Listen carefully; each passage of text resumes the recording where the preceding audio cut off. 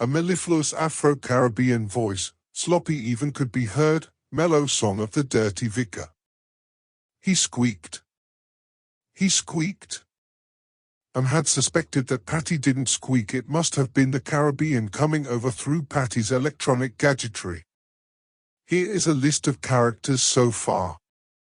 Jacko, Flory, Dimbo, Vicar, 1, 2, 3. Dunquo. I really me? Patty, breasty. Jail, with the silver bullet. Now that you are all together, said G, you can all say hello. Get into this large hammock which my son Ricey has erected and say hello. Hello Jackie, said Hello, said. A voice could be heard wispy and distant, you've forgotten me. It was ephemera. I'm awfully sorry, he said, but you can't remember everyone. You? Who are you?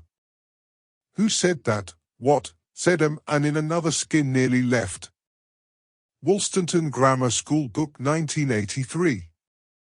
Man, is peace peace if it is temporary? These are the words of the man to the Guru. He replies, Guru, peace must come from God. Man, but what does that mean? Peace can only be a spiritual peace. And yet, says the man, the wings of the Almighty can be a safe refuge. Guru, the world says there is no peace that is not some sort of compromise or a form of death.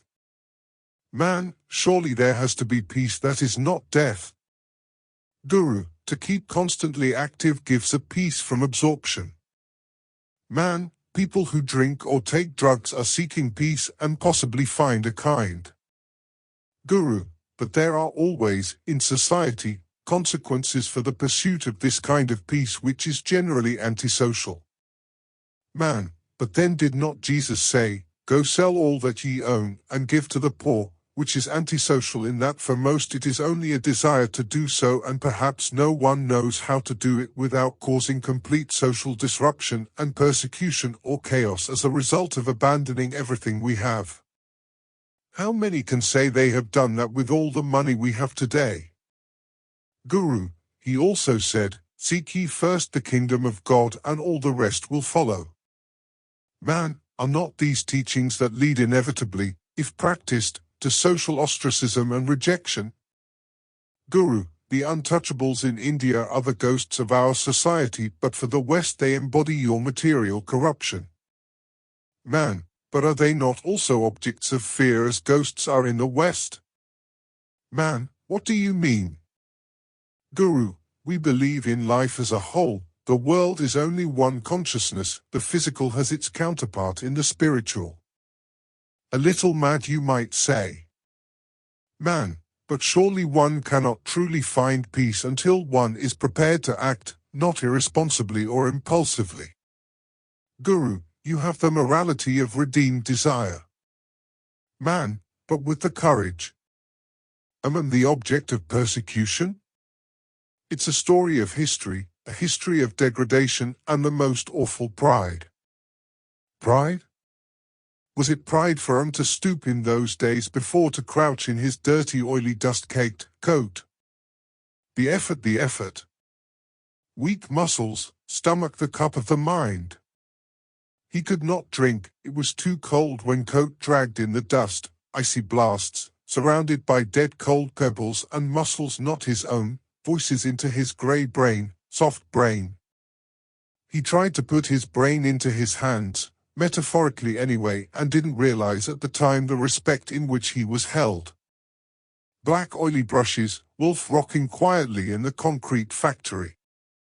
It was as if his mind had turned into concrete.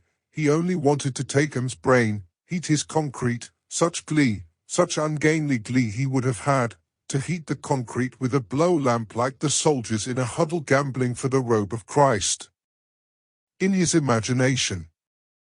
Heat the concrete, pull out him's soft, limpid, butchered brain and fry it for breakfast in the icy tumble-down concrete factory. Was at home with Jackie. Talk to me, why don't you? You are a child, she said. Sniffling, ironing, groaning. Is not quite himself, but finds his continuity in the stomach and tongue. Cigarettes, torture, grace, he is not himself, his mind, his person, poised and gently rocking. His inner eyes in heaven, his outer because of inveterate pride refusing to crouch, moment up, moment down, thwacking rod of twitch mind, divining. Oily mold, living cup washing on Jocasta's knee, brush on dusty yard, deep dust, nails in dust, nail through foot. The nurse, the church would not believe that the nail had entered the dust, a blancmange of dust into which a nail had fallen like a slow-motion droplet bouncing on the surface of a glass of mineral water. Nobody would believe, not even himself, that he hadn't felt the pain of the deep gash of the nail in his foot. You were afraid to be healed, weren't you? Said the nurse. Anne's hands and feet. No, it wasn't true. It just wasn't true to say he had been afraid to have his body and mind sewn up. He hadn't felt it except in the cup of his stomach. He just hadn't realized that the wound was there. He hadn't seen it. He had only seen a minor scratch. But how could the nurse have been so cruel to suggest that he had not confessed to having his wound when, had gone too far again? Couldn't be so. What? Pardon? Free? Just to fry it like an egg.